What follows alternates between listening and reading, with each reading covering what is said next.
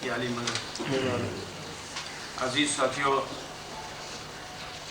مقالہ آپ کے سامنے پڑھا گیا اور آپ کے پاس بھی موجود ہے، اور جیسا کہ آپ کو اندازہ ہے اور آپ باور کرتے ہیں کہ یہ بنیادی چیزوں میں سے ہے روحانی ترقی کے سلسلے میں، اور میں سمجھتا ہوں کہ ان مقالوں کے کئی پہلو ہیں، اور ہر پہلو سے یہ خوب ہیں، اس لیے ہمارے عزیزوں نے بڑی اچھی طرح سے نہ صرف پڑھا بلکہ اپنے علم سے اس پر روشنی بھی ڈالی اور خوب اس کی وضاحت کی گئی۔ شیطان کے متعلق آپ نے سنا کہ شیطان کی کئی حیثیتیں ہیں۔ ایک تو یہ ہے کہ وہ جن سے ہے، اور دوسرا یہ کہ وہ بشر سے ہے، اور جہاں بشر سے ہے اس کے دو معنی ہیں۔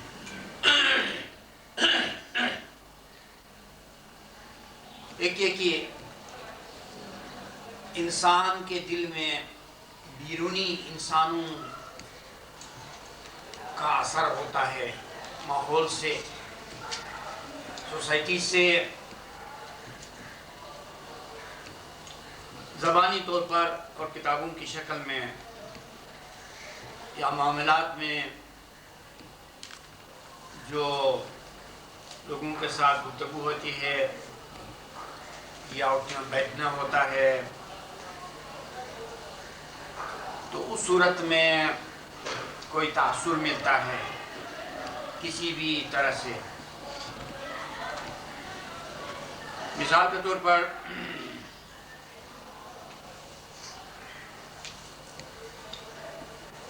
دن کے وقت دو اچھے آدمیوں کے درمیان کچھ تلخی ہوئی، یعنی اچھے آدمی میں نے اس لیے کہا کہ مجموعی طور پر وہ ٹھیک ہے، مومن ہے،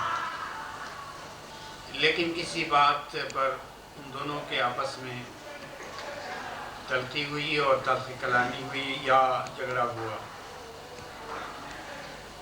اب واپسی پر نتیجہ اس کا یہ ہوگا کہ دونوں کی عبادت خراب ہو جائے گی، وسوسے آئیں گے۔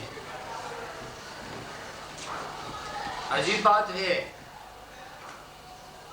کہ بظاہر وہ بھی شیطان نہ تھا اور یہ بھی شیطان نہ تھا، لیکن اتفاق سے دونوں کے آپس میں تلخی ہوئی اور رفتہ رفتہ جھگڑا ہوا، تو پھر اس کی عبادت میں اس شخص کی وجہ سے خلل پیدا ہوا، اور اس کی عبادت میں اس شخص کے سبب سے خلل پیدا ہوا۔ اب آپ ہی فیصلہ کریں کہ شیطان کون ہے۔ یا تو کہنا پڑے گا کہ اس کے حق میں وہ شیطان اور اس کے حق میں یہ شیطان۔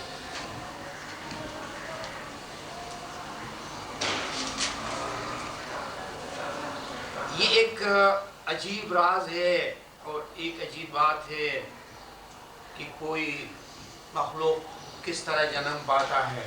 اس دنیا میں یہ گنجائش ہے۔ اب ہم یہ نہیں کہہ سکتے ہیں کہ شر سے خیر پیدا نہیں ہوتی ہے اور خیر سے شر پیدا نہیں ہوتا ہے، دونوں کے آپس میں رشتہ ہے، اس لیے کہ ازلی طور پر دونوں ایک بھی مقام سے ہیں۔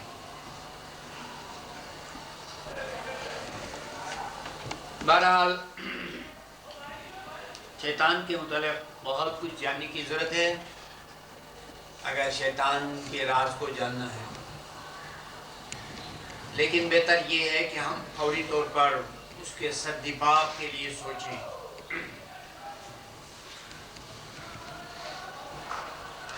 سدباب کے سلسلے میں اس مقالے میں بنیادی باتیں بتائی گئی ہیں کہ جو شخص شیطان سے دور رہنا چاہے دور رہ سکتا ہے، جس طرح ہمارے عزیزوں نے اچھی طرح سے وضاحت کی کہ شیطان سے پناہ مانگنے کا مطلب یہ نہیں کہ صرف ایک قول سے یہ کام بن جاتا ہے۔ قول سے کام نہیں بنتا، اس کے لیے عمل کی ضرورت ہے۔ عمل کی بہت بڑی اہمیت ہے، وہ کہ عمل کا آغاز نیت سے ہوتا ہے، نیت کے بعد قول ہے اور قول کے بعد عمل ہے، جو یہ سلسلہ عمل پر آ کر مکمل ہو جاتا ہے۔ تو عمل بہت ہی ضروری ہے، عمل بے حد ضروری ہے۔ اس لیے شیطان کے معاملے میں کئی اعمال ہیں کہ بندہ مومن میں کوئی ایسی چیز نہ ہو کہ جس کی بو کو ڈھونڈتے ہوئے شیطان آئے۔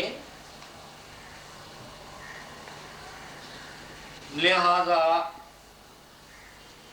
نجات اسی میں ہے کہ مومن نفس امارہ کی تحلیل کرے، اس کا تزکیہ کرے، اس کو امارہ سے لوامہ بنائے اور لوامہ سے مطمئنہ بنائے تاکہ اس کو نجات ملے۔ روحانیت کی ساری منزلیں انہی 3 درجات کے تحت ہیں۔ ابتدائی منزلیں نفس امارہ کے تحت ہیں، درمیانی منزلیں نفس لوامہ کے تحت ہیں، آخری منزلیں نفس مطمئنہ کے تحت ہیں۔ یہ یاد ہے۔ اور یہ بھی بتایا گیا کہ نفس لوامہ کی بہت بڑی فضیلت ہے، اس کا ایک تقدس ہے، اس کی ایک پاکیزگی ہے، اور خداوند عالم ایسے نفس کی حوصلہ افزائی فرمانا چاہتا ہے۔ اس لیے نفسی لوامہ کے تقدس کی قسم کھائی،